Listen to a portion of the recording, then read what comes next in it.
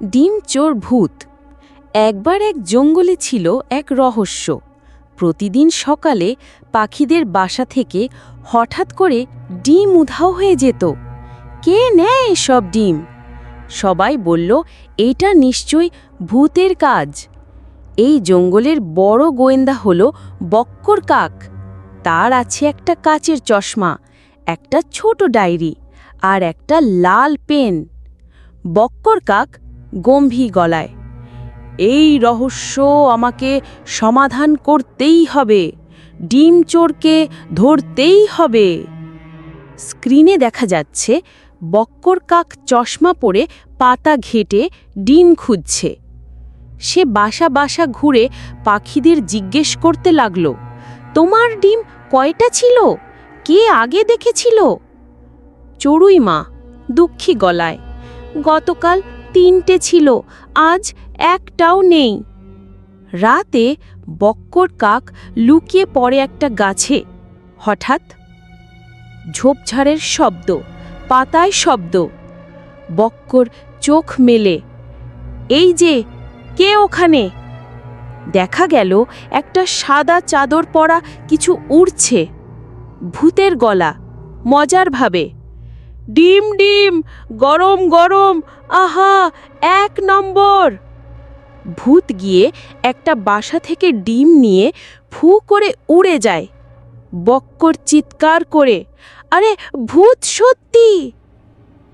পরদিন জঙ্গলের সব পাখি একত্র হলো।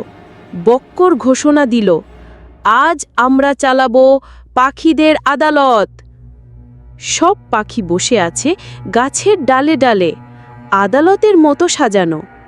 বক্কর, ভূতকে ধরতে হবে, কিন্তু সত্য জানতেই হবে। হঠাৎ গাছের ফাঁকে দেখা গেল সেই ভূত আবার আসছে। বক্কর, ভূতকে ধরো! সব পাখি মিলে ভূতের ওপর ঝাঁপিয়ে পড়ে। চাদর খুলে পড়ে যায়।